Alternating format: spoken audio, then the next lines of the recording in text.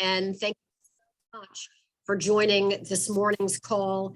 This is OmniRide's Employer Council call. And the first thing I need to mention, you already heard it. This call is being recorded. Secondly, my name is Holly Morello, and I am the TDM Program Manager at OmniRide. And this morning, I am pleased to be able to introduce you to my supervisor, Joe Stainsby. He is OmniRide's Chief Development Officer, and Joe is going to give a quick welcome. And then our first presenters this morning are Danny Plower, the Deputy Director for the VTA, and Lisa Guthrie, the Executive Director for the VTA. They'll be giving us an update on the state of transit in Virginia. And after them, we've got Chris Doherty, the Director of Corporate Affairs for the I-66 Express Mobility Partners, and Michelle Holland, the Mega Projects Communication Manager at VDOT. And they'll be providing us with a Transform 66 project update. And finally, I'll wrap things up with a presentation on easy to implement TDM solutions. And we're going to save questions till the end of all of the presentations, please. And Joe, I'm going to turn it over to you first. Right, thank you very much, Holly. Good morning, everybody. Hope everyone's having a wonderful holiday period. I want to take a moment to thank you all for joining the call this morning. Especially, I see elected official Supervisor Angry on the phone. Thank you for taking the time to be part of this council this morning. Just kind of very big picture. This council, which has met a few times now, forms a very important leg, one of the three legs of our stool that is our mobility councils. We have the Vanpool Council, which met last month, and we have the Employer Council, and we have the Hispanic Council, which met just yesterday. They meet on a semi-annual basis to kind of engage with the community and regional stakeholders to pass on useful information, updates about our service, get feedback on service. For example, our Vanpool Council, we got feedback from the Vanpool participants that maybe they might like us to apply for funding for a parking subsidy in the urban core. We did that, and ultimately that was successful. So this is meant to be a two-way street. It's all come out of our strategic plan towards further community engagement and to move away from just kind of being a standard fixed route transit agency to more of a mobility agency and listening to the feedback for folks in the community. So we appreciate all of you being willing to engage in the process. I know we have an excellent lineup for folks for you today. So I'm going to pass it off directly now to, I believe we have Danny and we have Lisa, who have graciously agreed to talk to us. So the floor is yours, guys. Go right ahead. Okay. All right. Well, thank you, Joe. I'm Lisa Guthrie with the Virginia Transit Association, as he mentioned, and with me today is our Deputy Director, Danny Plower. And so we'll be talking to you about legislation. First, a moment about the Virginia Transit Association. We are the professional association for public transit providers in Virginia. Organizations such as OmniRide, WMATA, NVTC, Hampton Roads Transit, they are our members, along with businesses that support the public transit industry. So some of you may be affiliated with some of those businesses. So anyway, I just want to talk a little bit about our accomplishments over the past 4 years. Governor Northam has been traveling around the state talking about what he's accomplished during the past 4 years. And it's really a signal for all of us to take stock of what we have accomplished during this administration and during these past 4 years. So we haven't heard a whole lot about transportation during the gubernatorial campaigns or any of the recent budget announcement. But the fact is, we have had some significant accomplishments. And the biggest one is the 2020 Omnibus Bill. And we talk a little bit about what we want to maintain our progress, and going into the 2022 General Assembly session, we certainly want to retain our accomplishments we have achieved here. And the biggest one, I think, is modernizing and streamlining the transportation allocation model. And we'll get to that in just a minute. But it used to be that transit funding came from certain taxation sources and highways came from others, and now we're all working together. So we'll show an illustration of that momentarily. Public transit funding did increase with the Omnibus Bill by 65%. It also created some important programs, such as the TRIP program, the Transit Ridership Incentive Program, that provides funding. It's 6% of the Commonwealth Mass Transit Fund And it's split between two programs, a program for free and reduced fares, such as going zero fare for low-income individuals, and also regional routes in urban areas of population of 100,000 or greater. So the program has just received its first applications, and we'll talk a little bit more about that later. COVID has been tough for public transportation, and we have just really kicked off some of the programs envisioned in the legislation in 2020 because of all the delays of COVID and its impact on ridership. Did also want to mention Virginia Passenger Rail Authority was created in that omnibus legislation, and that's going to support the operations of VRE and Amtrak service in Virginia. So these are major accomplishments that you don't hear a whole lot about in the news. Our goal is to preserve these gains. So here's this. This was the prior funding stream illustration, and we call this the spaghetti strand of revenue. You can see that different fees and licenses and taxes would go to certain recipients. So you can see that transit received some different fundings than rail and some of these other things, and it was almost impossible to explain or even understand. We felt like, sometimes certain revenues were flourishing and monies were flowing into some of these programs, and others, dependent on different funding streams, may have been suffering. So fortunately, we do not adhere to this anymore. Instead, we have this streamlined program that shows more clearly where our money comes from and where it goes. So you can see that the Transportation Trust Fund at 49% at the bottom right is where our VDOT and our transit funding is distributed. Now, the funding for that, there's been a whole lot of talk recently about the grocery tax and the gas tax reduction with Governor-elect Youngkin, and then yesterday with Governor Northam with the elimination of the grocery tax. What does this mean for transportation?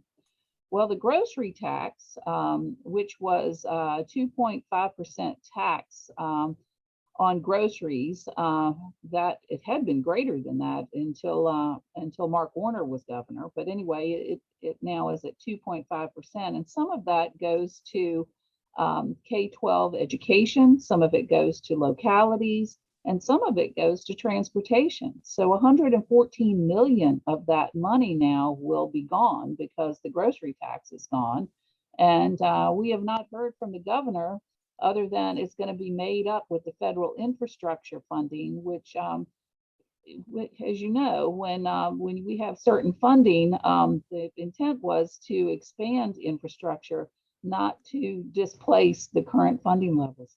So we'll have to explore that further during this General Assembly session.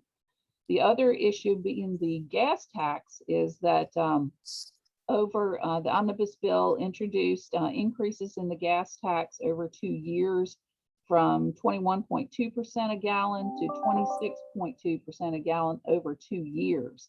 And that generates 268 million annually. So if that goes away, we will have to find a place to recover that funding as well.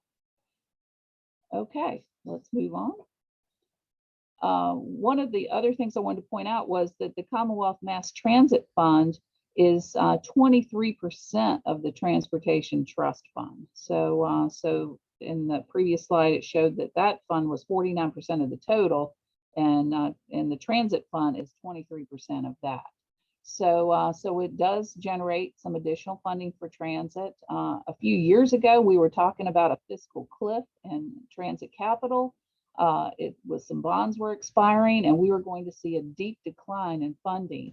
And this is a much rosier pictorial of where we've been and where we're going. So we have made some strides. Next slide. So here's that trip program I mentioned earlier. It allocates 75% to the regional connectivity for the regional routes for the large urban systems, and then 25% for the low income free fare. That was put into place. The omnibus was just before COVID took place. So we have found since COVID that there's a greater demand for low income free fare, because those transit dependent individuals need that transportation to get to jobs, medical, school. It is really exposed, especially in places like Richmond City, and maybe in some of your area as well, that without free fare, I know that OmniRide has free fare for local routes, that there would be a great hardship with some people being able to support themselves. So anyway, we're going to see about flexing that out a little bit.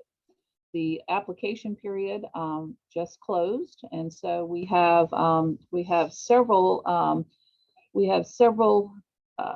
zero fare applications to point out. We have Fairfax Connector is one of them. They're going to implement a low income pass program.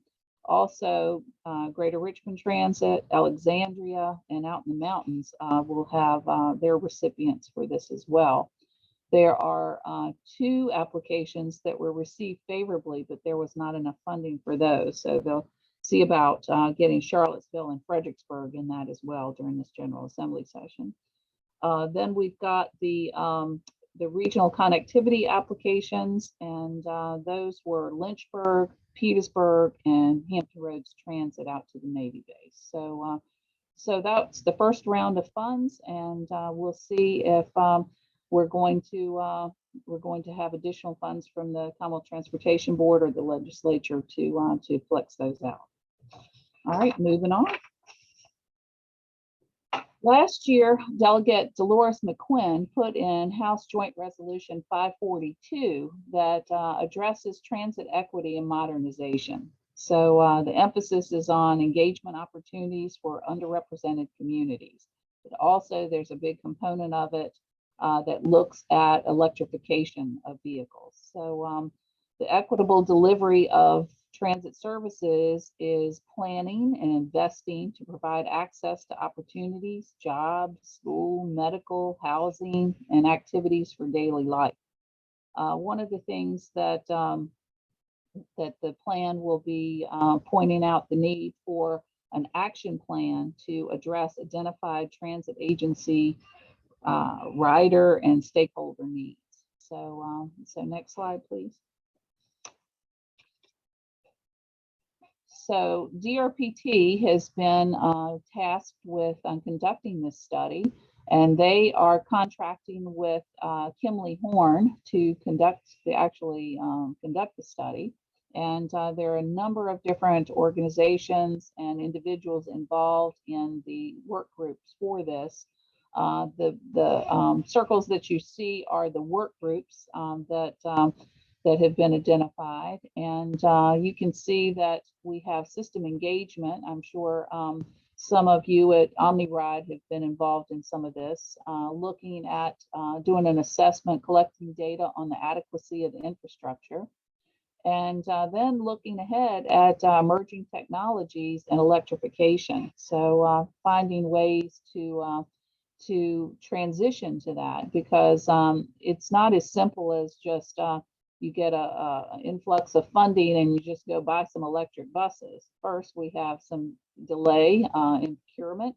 And then we also have the need for each transit agency to look at its strategy going forward on how to phase in those vehicles to replace old ones on the street, and how to train its workforce to support those new vehicles, and possibly even a network redesign.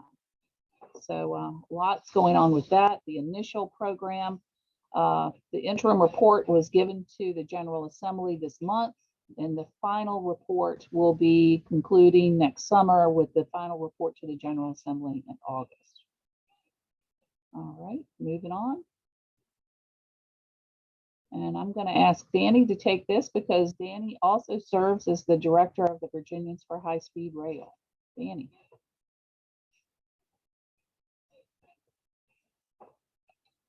I was muted, which seems to be a common occurrence nowadays on technology meetings such as this.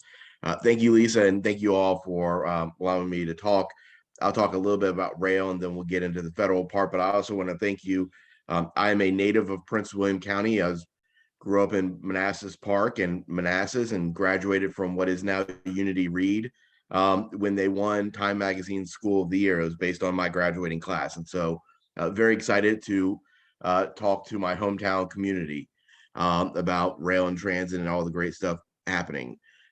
So one of the other things that was included in the omnibus was the creation of the Virginia Passenger Rail Authority.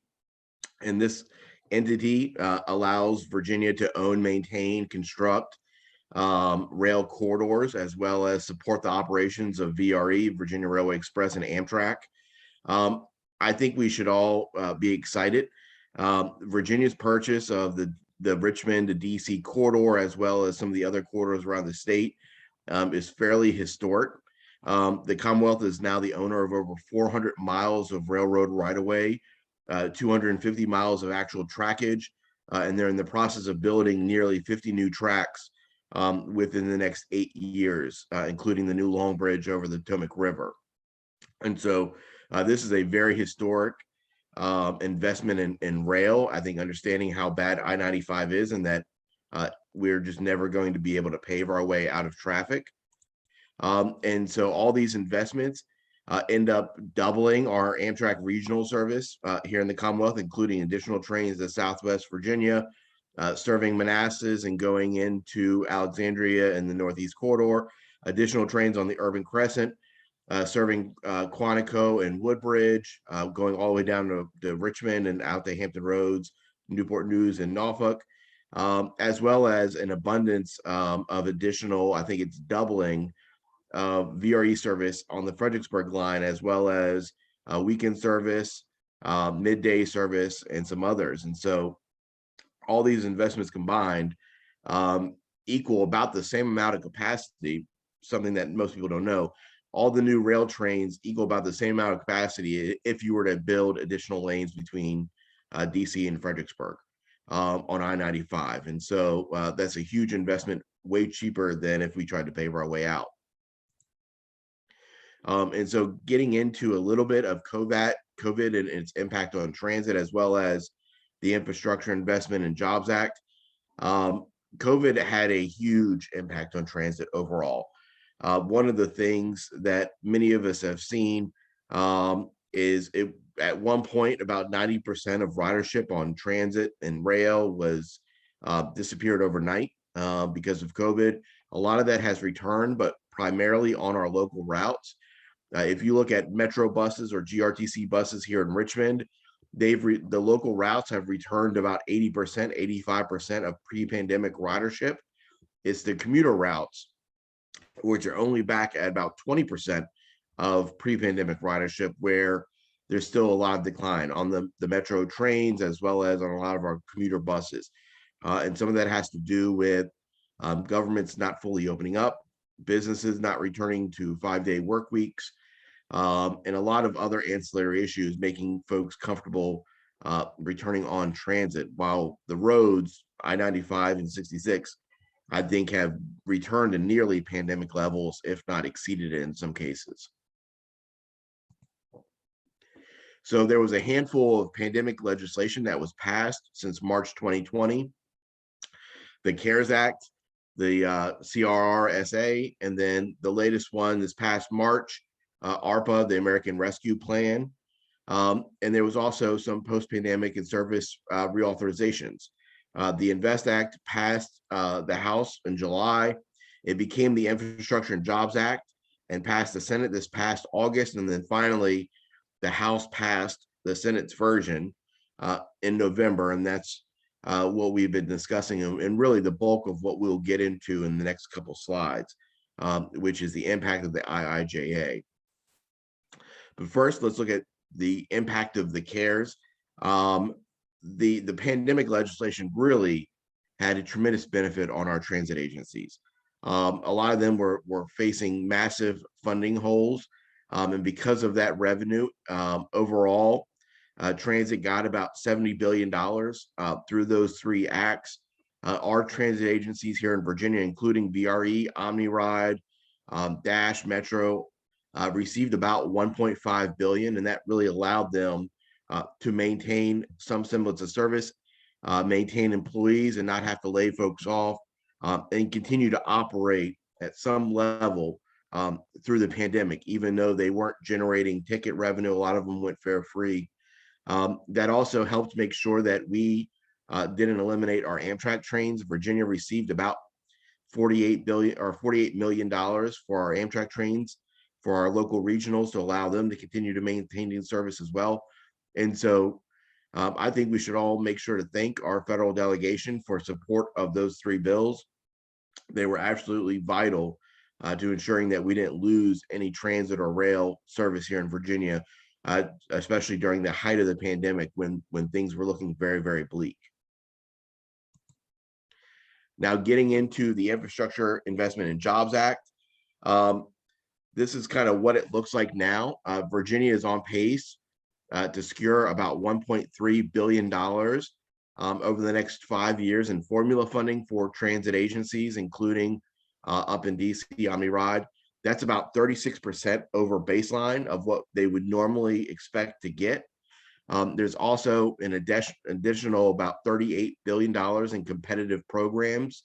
A lot of that is huge, as well as maintaining Virginia's commitment to the Metro.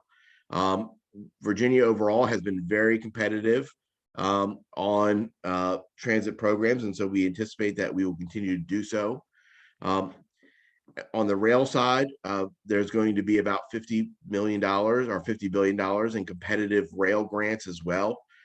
Virginia, on average, gets about 3% of competitive rail grants, and so that means about another $1 billion to $6 billion worth of funding for the Long Bridge and for getting those new VRE and Amtrak trains on track sooner rather than later. All in all, this is a huge investment in rail and transit, bigger than we've ever seen in the past. And one of the key things about this, compared to previous surface transportation reauthorization bills, is primarily that a lot of this money is already appropriated. If you know anything about the federal program, normally they authorize everything over a 5-year or 6-year period, and then every year Congress has to take up the actual appropriations. And so while they may authorize $10 billion for a transit program, in reality, it may end up with $1 billion over 5 years versus the 10 that was authorized. And so the fact that a majority of these resources already pre-appropriated means that they are going to be invested and that they don't have to go through the annual congressional cycle, getting tied up in whatever piece of legislation Congress decides to fight on any given day. And so overall, what does it mean? About $1.6 billion in additional funding over the next 5 years for Virginia. Our transit agencies will receive about $640 million of that additional funds that we mentioned before. Numerous discretionary grant opportunities, including intercity passenger rail, priority projects, reconnecting communities, which is the paving over of highways through some of our urban cores, bridge replacements, and then a large investment in no or low emission buses. So electric buses, hydrogen, and some other fuel sources. And so I'll turn it over to Lisa a little bit as we talk about the changes coming to Virginia's capital. Well, thank you, Danny. You might wonder what that image shows there. That is the picture of the scaffolding for the audience that will be watching the new governor's inauguration on January 15th. So we've been watching that go up out of our office window. So it's just about complete. So when the sitting governor sees that construction starting, he knows his days are numbered. So anyway, next slide, please. So what's next in Virginia? Well, right now things are in flux as the current administration prepares to leave. We don't know who the next Secretary of Transportation will be. We don't know who the next Director of Rail and Public Transportation will be. Those are both political appointees, and we hear rumors, and the whole legislative community here is abuzz with things that are going around, rumors and projections on what to expect. Actually, who is in these positions has a great deal of impact on our programs, sometimes even more than the governor if the governor's focused elsewhere. So it's very important for us, and also important to figure out how the additional federal funding will be spent. So during this General Assembly session, we are going to be focused on a number of things here. We are going to be looking at retaining our accomplishments, as I mentioned before, with existing transit programs and funding, supporting the implementation of the Transit Equity and Modernization Study and those recommendations that that study identifies, and continuing support for transforming rail in Virginia. As far as initiatives, we're going to be looking at trying to allocate some of the remaining unallocated COVID relief funds for public transit workers. Transit workers are an approved recipient of the ARPA funds, and at this point, we're hearing from a number of our agencies that they need extra help with providing pay incentives, such as bonuses, whether it's a signing bonus or retention bonus, that they need help. Or if they can't find adequate number of operators or mechanics, they're going to have to cut some of their routes, cut frequency. We're already seeing this in a number of agencies. So we're going to go after some of this funding to help our agencies be competitive in this labor shortage we're all experiencing. So other issues that we're going to be focused on, providing some more flexibility for low income to have access to transit through the TRIP program. We'll be looking at a correction of a state procurement code issue that we need to correct. Right now, transit agencies are not able to purchase buses through a state contract because of conflicting state rules and FDA rules on dealer licensure. So we're going to try to fix that. We're also hoping that we might be able to get some traction on a zero emission transition fund to implement zero and low emission bus fleets and infrastructure. So we'll see what's possible right now, since we're in the dark as far as what the focus of the new administration is going to be, and the new committee chairs in the House of Delegates. All the committee assignments will be changed. And added to that is redistricting on top of that, and a lawsuit that's calling for another round of House elections next year.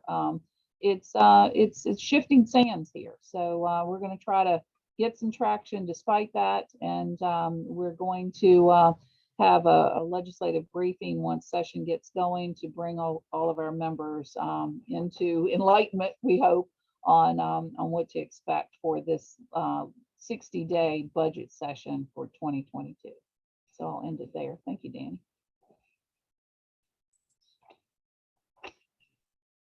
Thank you so much. We're going to hold questions till the end. So I'm going to, we'll wait 1 second, and we're going to bring up a video for the start of the I-66 project update. So bear with us 1 second while we bring that up. Holly, can you see that now? I can. Yep. All right, go ahead and start playing.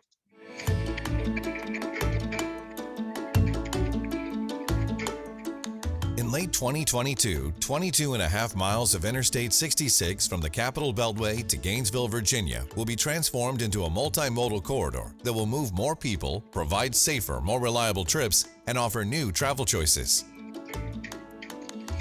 When complete, the corridor will feature 2 express lanes and 3 general-purpose lanes in each direction, with ramp-to-ramp connections provided between interchanges where needed.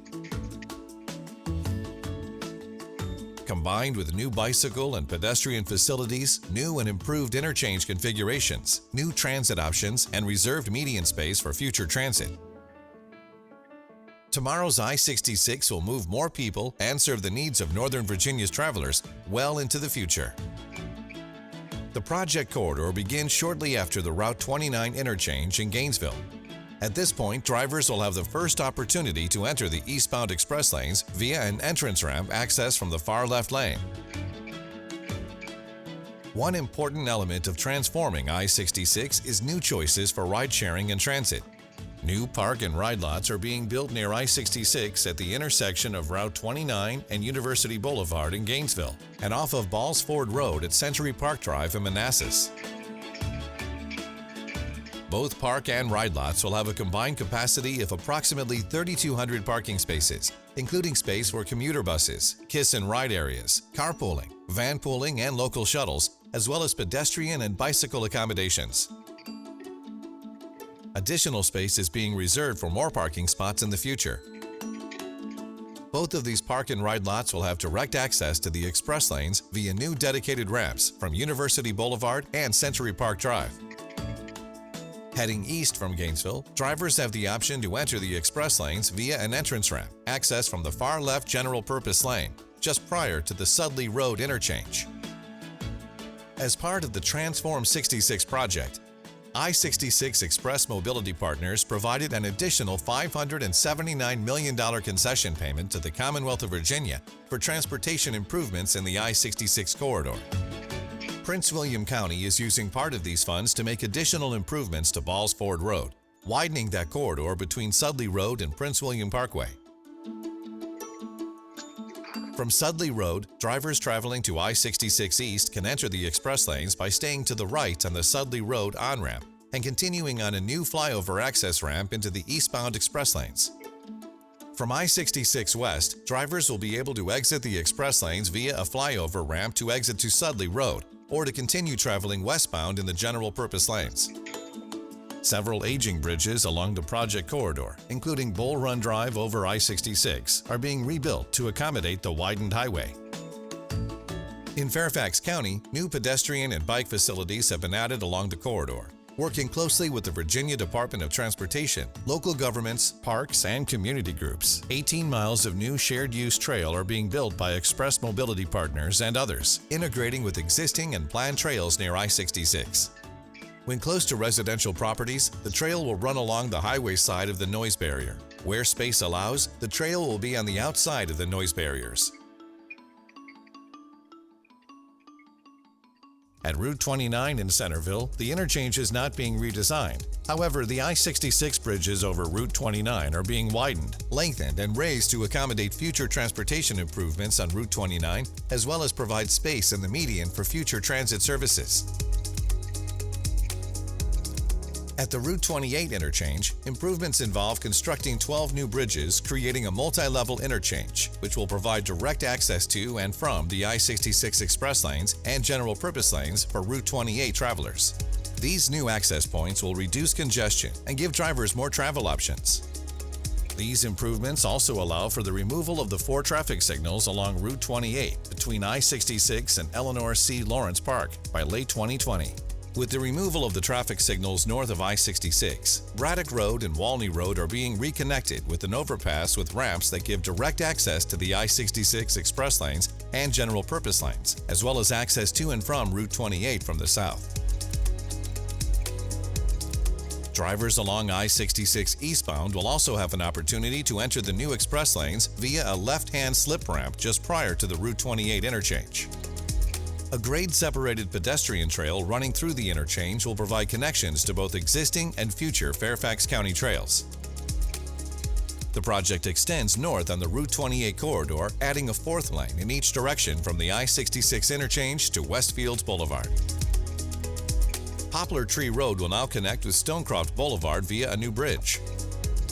This new bridge has received additional funding as a concession project for Fairfax County in order to build the bridge to accommodate 4 lanes in the future. The bridge will be striped for 2 lanes while Fairfax County works to make future improvements on Poplar Tree Road. A new access road into the Eleanor C. Lawrence Park Athletic Fields complex from Stonecroft Boulevard provides safer access to the park facilities. Over 100 parking spaces have also been added at the athletic complex. The old park entrance on Route 28 permanently closed in December 2019.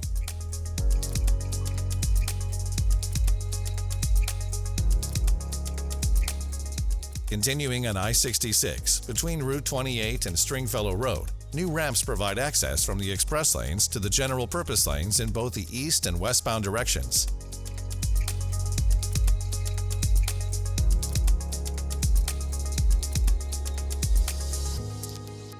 New connections at Stringfellow Road will give drivers direct 24/7 access to the I-66 express lanes to and from the east.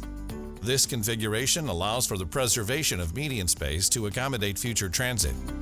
Here, the shared use trail crosses under I-66 to provide connections to the Stringfellow Road Park and Ride facility and to the north and south sides of I-66.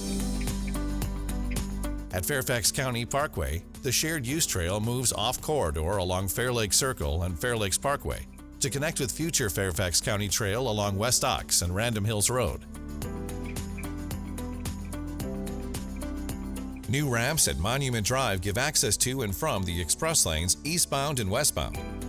Improvements will also be made to the Monument Drive Bridge, providing pedestrians access to transit services and a new commuter parking garage at Fairfax Corner. The garage, to be built by Fairfax County with concession fee funding, will provide an additional 800 parking spaces for commuters with direct access to I-66.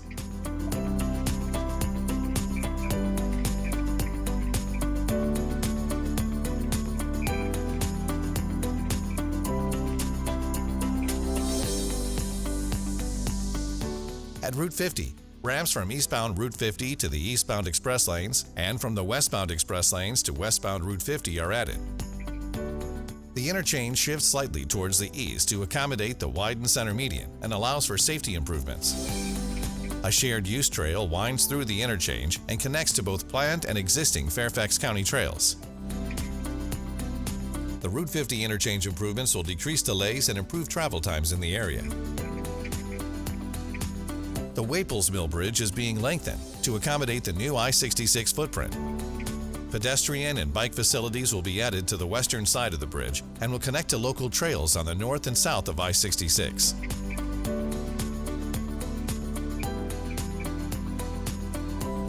The Germantown Road Bridge will be expanded from a 2-lane bridge to a 4-lane bridge with bike and pedestrian facilities on both sides of the bridge. This bridge expansion was made possible through the additional funding received as a concession fee project for Fairfax County. The new Chain Bridge Road Route 123 interchange will include new express lane access ramps to and from the east and west, and improved connections to and from the general purpose lanes.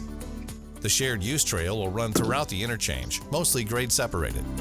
Multiple access points provide options for trail users.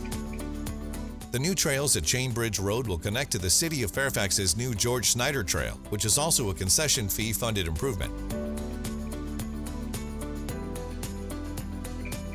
The Vaden Drive overpass will include new ramps connecting the I-66 express lanes to and from the west with the Vienna Metro Station parking facilities. Only passenger vehicles, buses, and light trucks will have access at Vaden. At Nutley Street, a double roundabout-style interchange will be built. The new interchange will provide safer, more efficient travel for vehicles entering and exiting I-66 east and west, as well as those vehicles and pedestrians traveling through the interchange on Nutley Street.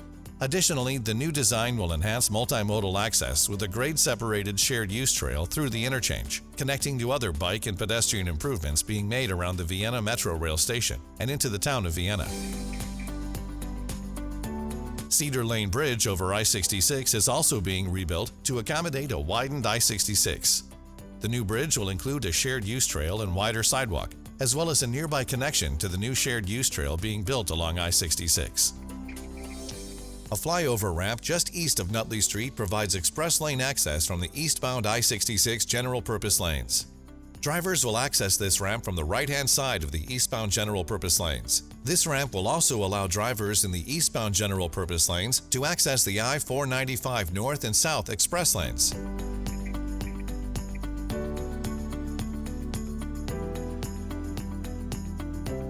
The Gallows Road Bridge over I-66 is being rebuilt to accommodate the new footprint of I-66.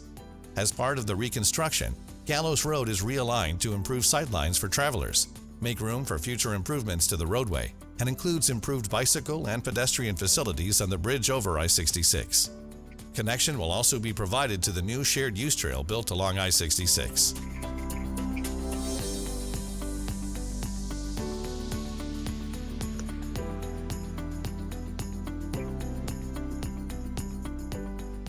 The I-495 I-66 interchange is the eastern terminus of the I-66 outside the Beltway project corridor.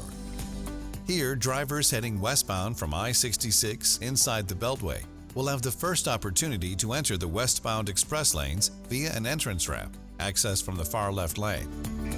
Along I-66 East, the eastbound express lanes will end just east of I-495, where the express lane will merge with the I-66 inside the Beltway travel lanes. The interchange will also feature 6 new ramps, providing direct connections between the general purpose and express lanes of both I-66 and I-495. The existing ramps from the I-495 northbound general purpose and express lanes to westbound I-66 will provide for direct access to the I-66 westbound express lanes. A new ramp will be built to replace existing connections so that I-495 northbound travelers can still easily access the I-66 westbound general purpose lanes. Access ramps from the I-495 southbound general purpose and express lanes to I-66 westbound are reconfigured to provide travelers with the option of accessing either the I-66 general purpose or express lanes. The I-66 outside the Beltway project is an innovative investment in the region that will move more people, improve safety, and reduce congestion throughout the I-66 corridor.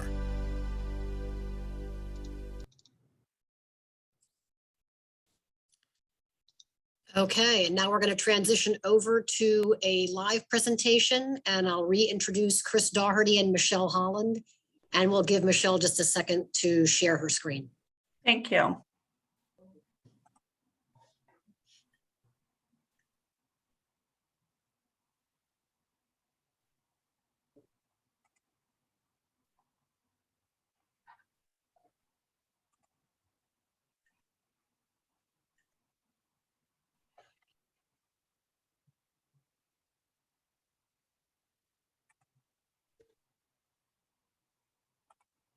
Okay. How's that, everybody? Are you able to see full screen? Looks Yep. good, Michelle. It looks good. Okay, great. Good morning, everyone. My name's Michelle Holland. For those that I don't know, I've been with the VDOT's Mega Project section, and I'm the communications manager. Thank you so much for inviting us to give you an update today. I know we've had the opportunity to do so in the past, so we're glad to be back with you all. And we hope you enjoyed our video that our partners developed. It's really informative and fun to watch. It's even more fun to watch it actually take place and come together, as you can see, driving up and down the 66 corridor. So I'm sure you gathered from what you saw in the video, but I do just want to recap what it is we're out there building today. Our 66 express lanes corridor is 22.5 miles, and it spans from Route 29 in Gainesville clear to the Capitol Beltway, I-495 interchange. And within that corridor, we are building express lanes in this middle section of the roadway. So we're building 2 new lanes in each direction, so a total of 4 new express lanes. For much of the corridor, we're preserving a median, not in the areas where Metro currently runs, but in other sections. For the majority of the project, at least through Fairfax County, we are preserving a median that could be used in the future for converting into some form of transit. These lanes will look, the alignment will look very similar to what you see out on the current 495 express lanes, where you continue to have your regular or general purpose lanes on the outsides of the highway, and then your express lanes on the inner portions of the highway, separated by the white bollards that you see out on 495. These lanes will be available to travelers that are not HOV if they choose to pay a toll. And the lanes will continue to be free of charge for anyone traveling as HOV with 3 or more people. So we will have that change in our HOV occupancy requirements. We'll be going from 2 to 3 all along the 66 corridor, clear inside the Beltway as well. The tolling will be dynamic, and I think Chris is going to cover that in his slides. But the idea, of course, is to manage the lanes and the demand for the lanes so that we can give anyone using the express lanes a faster and more reliable trip. As I said, we'll continue to have those 3 general purpose lanes in each direction. In many sections of the corridor, between the busy interchanges, we'll be building an auxiliary lane or a ramp-to-ramp connection so that drivers do not have to merge onto the busy general purpose lane. So that'll be an added benefit as well. We feel that these additional express lanes will further complement the express lanes that we have throughout the Northern Virginia region. It'll provide seamless connections and is very attractive for carpoolers, buses, and people taking transit. Our project also involves building new park and ride facilities, which Chris is going to go through, as well as new bike and pedestrian trails, both alongside 66 as well as across the new bridges over the highway and some other connections. So there's a lot of added benefit to this project, to the traveling public. The 66 project is a public-private partnership between the Commonwealth of Virginia and our partners, I-66 Express Mobility Partners. We refer to them as EMP. After a lengthy procurement process, it was determined that 66 EMP would provide the best project, the best benefit for the public. They are covering all of the costs for the project, which include the $2.3 billion that is needed for final design and to build the project. They're also providing an additional $850 million for transit projects in the future and $350 million over the life of the project that will be used for other projects benefiting Northern Virginia, particularly the 66 corridor. Another added benefit of this partnership is EMP provided a $579 million one-time concession fee. About $500 million of that has been used and is being used for other projects that are going to enhance the 66 corridor. And Chris can get into a little bit about what some of those projects are.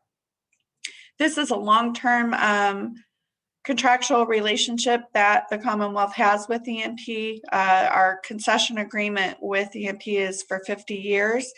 VDOT, of course, will retain ownership of the road.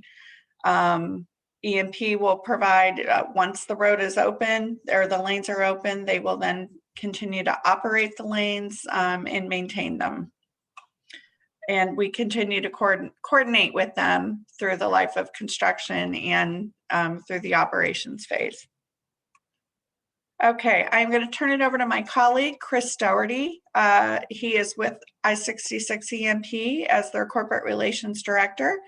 And he's going to take you through where we are with the project and give you some high-level updates.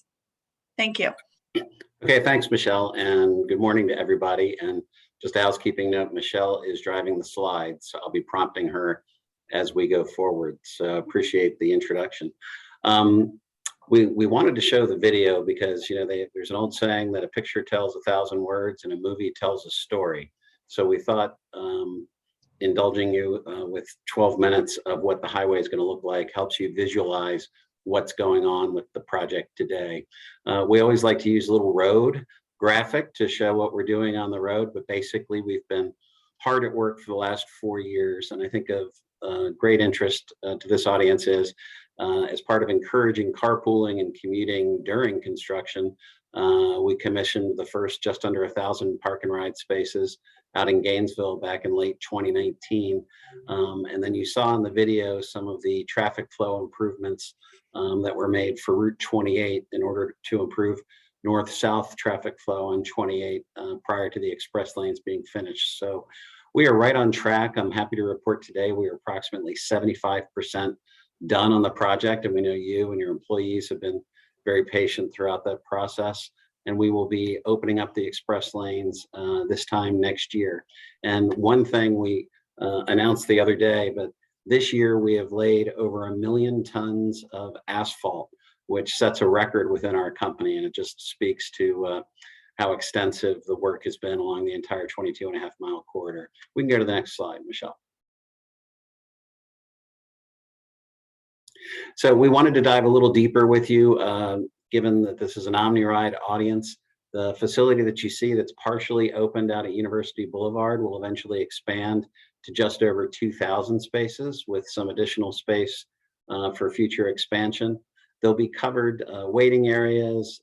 This was designed with today's commuter in mind relative to a good place for carpooling, slugging, kiss and rides, and even those who cycle to the facility. And it will have direct access to the express lanes. And we got a lot of questions when construction first began, but there will be some revegetation and some planting once the project occurs. And my apologies, bit of a typo at the bottom of this slide. We're likely to do the revegetation there in spring of 2023 because we want to do these plantings as a last phase of the project, as well as timed to the growing season. Next slide. At Balls Ford Road, I get excited about this. We're putting in 1,300 spaces, direct access to the express lanes, like we discussed before, and obviously it'll accommodate OmniRide and car and van pooling. But what's interesting about this is not a lot of people have heard of what Century Park Drive is.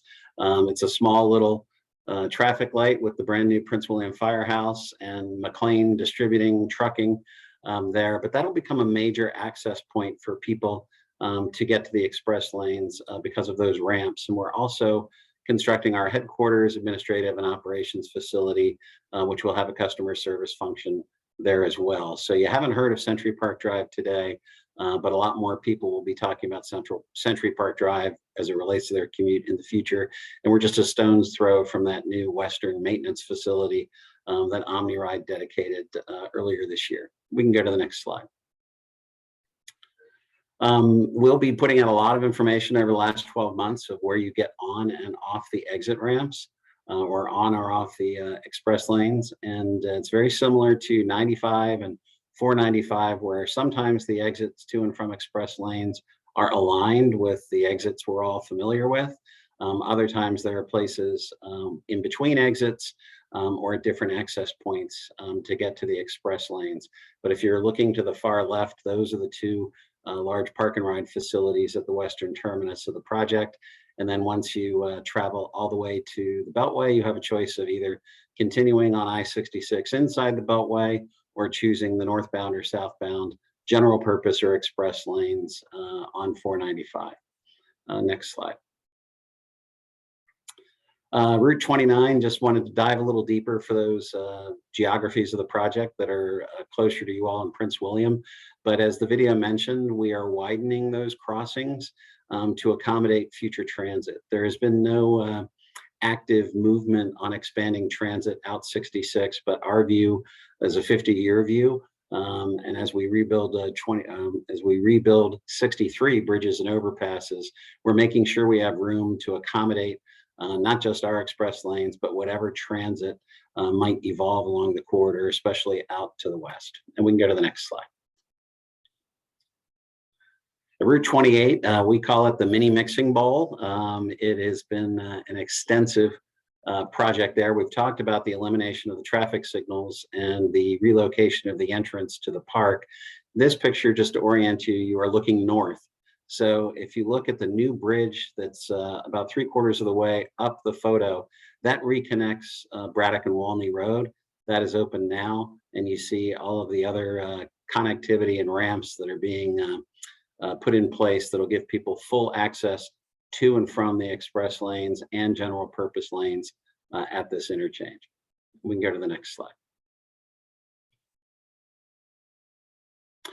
This just gives you an idea from the video of what Route 28 will look like as well. And if you just look at the, I don't know how it shows up on your screens, but the sort of beige or taupe or ecru lines show how the bicycle shared use path goes through the intersection, giving people connectivity that they didn't have before. And it goes without saying, this project is multimodal. So when you look at the carpooling options, the bicycle pedestrian options, the expanded transit, the population in this region is going to continue to grow, and there will be plenty of users of the express lanes, but there'll also be users that need more choices, whether it's transit, whether it's people powered, or sharing rides with others. We'll go to the next slide. Vaden Drive, even though this is pretty far in, it's at the end of the line for the Vienna Metro station. And what you see in this photo are access ramps being built to and from the west. So OmniRide routes will be using this extensively along with other transit. Gives you direct access to the Vienna Metro. So we expect to see a lot of commuter volume going straight up these ramps and in and out of the metro station in the mornings, in the evenings. And there's also a lot of shared use path trail going around in this area as well. But for OmniRide users, this will be a very familiar sight when we open the express lanes. We can go to the next slide. At Nutley Street, which has been everybody's traditional access to the Vienna Metro, we are installing what the video showed is a double roundabout at the north and south of 66. There's also significant pedestrian and bicycle improvements.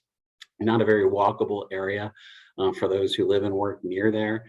So you'll be seeing improved turn radiuses for buses, which will enhance the safety at Nutley Street.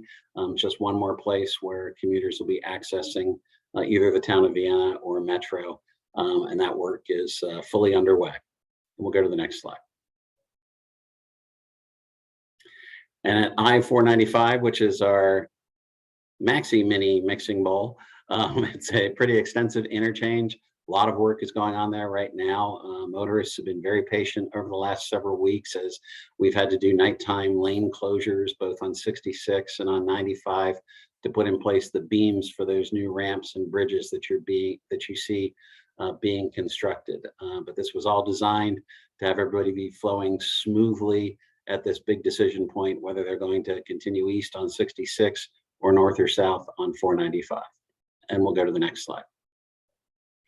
So for those of you who drive, we call it segment 3, but the rest of the planet calls it Prince William County. I'm sorry, segment 1. We have been widening the highway for those general purpose lanes to the outside. And you're starting to see that we began this year shifting traffic to those outside lanes. As Michelle mentioned, now the work is focused on the inside of the highway. So we've gotten a lot of questions on, well, why are there all these zigs and zags? And we're reminding people to just be very aware of their visual cues, such as signage and lane shifts. But in segment 3, which is Prince William, traffic is largely traveling now on what are the future general purpose lanes. And we'll go to the next slide.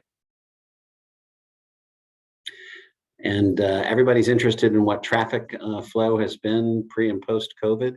Here's some data that VDOT collects, and I'll turn it back over to Michelle to walk you through what it says. Okay, great. Thank you, Chris. We have been tracking traffic volumes specifically on the 66 corridor daily and weekly since we started the pandemic in March of 2020. We have weekly briefings where our project team and our traffic operations folks within VDOT Northern Virginia get together and just talk about what's happening out there on the roadway. These graphics show you the traffic trends that we have seen since we've been monitoring this. As you can see in 2019, just taking a look at eastbound, Our daily volumes were quite high. This particular graphic shows the traffic volumes between Route 28 and the Fairfax County Parkway, that particular section of 66. So in the eastbound direction in 2019, we were seeing about 85,000 vehicles per day traveling that stretch of roadway. You can see in 2020, we started the year at about that same level, about 80,000 vehicles per day. And then we dipped way down after we had the restrictions in place due to the pandemic. So you can see it dipped way down in April.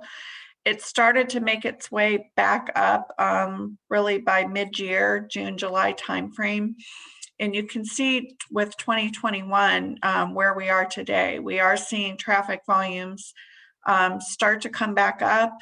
We're not where we were back in 2019, but we're much higher than we have been. So we're looking at, as recently as November being at about 75,000 vehicles per day. In the westbound direction, with 2019, our volumes were higher in this stretch of roadway, looking at about 90,000, between 85 and 90,000. You can see we dipped way down right when the COVID restrictions went into place and everybody was teleworking. And then in 2021, you can see that we're rebounding back to where we were. We're actually in early fall, hit at about 90,000, and then we're starting to go back down again. So traffic is definitely coming back in terms of volumes. We are seeing, I think work patterns or commute patterns have definitely changed. There are still a lot of people that are teleworking. A lot of offices have not gone back, and we talked about that. I think it was mentioned at the beginning of this briefing. So that seems to be the reality we're in. But as this graphic shows, we are seeing the traffic volume start to come back up, but still not consistently where it was pre-pandemic.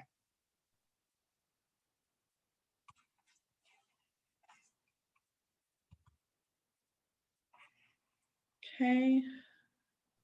Just trying to go to the next slide. It's not letting me. Let's see. There we go. Oh.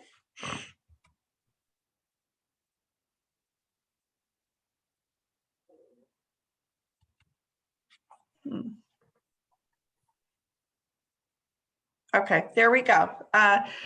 Let's talk a little bit about VDOT's transportation management plans or program that has been in place since we kicked off construction. Hopefully most of you are familiar, but we have been funding and supporting some programs that are aimed at providing new travel options for commuters that are still commuting throughout construction. These include $1 fares on the Fairfax connector buses, further on the eastern section of the project. We're also sponsoring half-price fares on the OmniRide commuter buses in Prince William County. We're providing $100 incentives for new carpoolers. That's a program that we work in partnership with Commuter Connections on, as well as a subsidy of $150 per month for new van pool riders for their initial year after they form. I did check in with Bill Likos and Fatima, who coordinate the TMP for our project, just to get you some stats to kind of give you perspective of where we are. Right when the pandemic started and the work restrictions were put into place, we did eliminate our telework subsidy, and that was due to the fact that everybody that could telework was teleworking. Department of Rail and Public Transportation does continue to provide technical support throughout the Commonwealth with this program, but we are no longer providing that subsidy as part of our TMP. As to be expected, bus ridership did plummet after March 2020.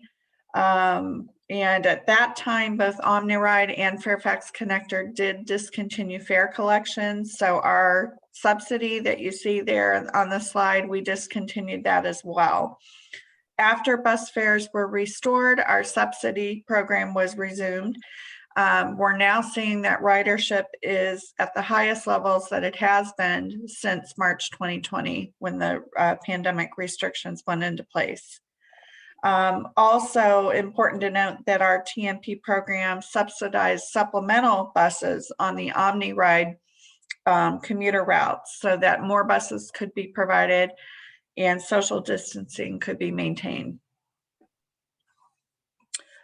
Safety service is also an important part of our TMP program, providing safety service patrols and support throughout the corridor, particularly because we have such a constrained construction corridor where shoulders have been eliminated and lanes are often constrained due to the work out there. So our safety service patrols have provided assistance to 22,234 motorists since we've implemented this program in May of 2018.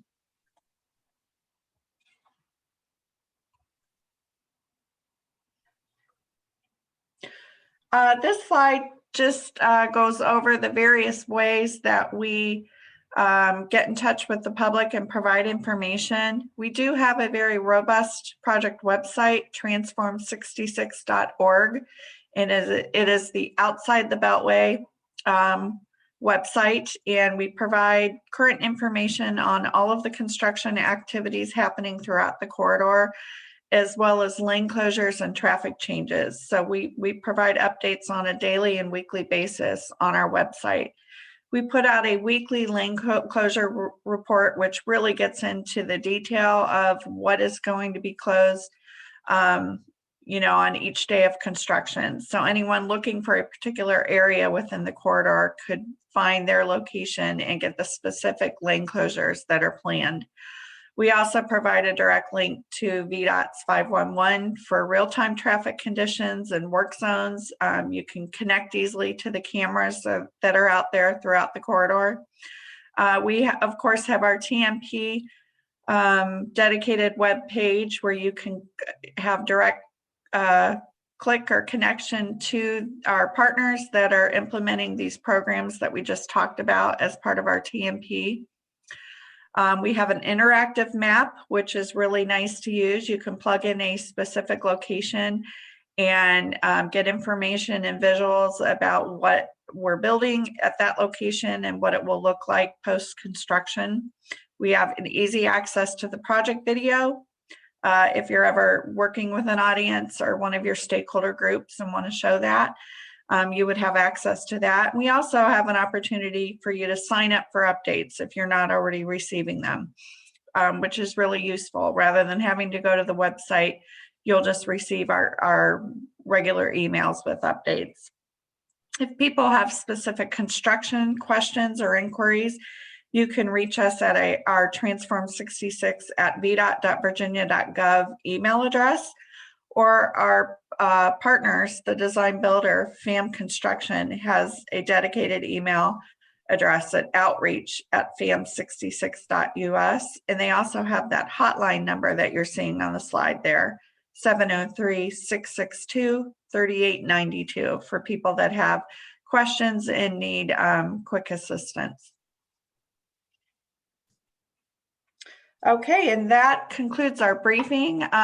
We always like to reinforce an important safety message to not be on your cell phones when you're traveling throughout our construction corridor. And not only is it recommended, it's now a law as of 2021. So we just like to reinforce that when we're talking to different groups. Okay, at this point, I'm going to stop sharing and turn it back to, does it go back to Joe or Holly? I'll take it, Michelle. Thank you so much. I want to take a quick moment and thank all of the presenters today, Chris and Michelle and Lisa and Danny. I really appreciate you all taking the time to spend time with us, and for everyone that joined the call as well. We lost a You folks, but I wanted to keep it open for Q&A, and I've got one in the chat that I'm going to read. And I guess I should also say I'm going to defer my presentation, which was fantastic, to the next time we all get together in about 6 months. And the first question, I think this might be one for Lisa and Danny, starts with a compliment, which is very nice. Transform 66 outside the Beltway is a great example of a multimodal corridor. Are there any plans to include bike ped facilities along the 400 miles of existing railroad tracks as part of the major railroad ROW acquisition by the Commonwealth of Virginia? Not at this time. There is a pedestrian bridge as part of the Long Bridge expansion across the Potomac. And so that is a partnership between Virginia and the District of Columbia. For the DC to Richmond corridor, it is very constrained. I think the state is planning to build, there will be 4 tracks. There's 2 there today for the most part. They're adding 2 more to fully separate passenger and freight rail. And that will eat up a lot of the capacity on the RF&B or the DC to Richmond corridor. And so as of right now, there's no plan for trails along the rail corridors just because of constrained right of way. All right, thank you so much. And if anyone else has a question, feel free to unmute. You can ask it directly.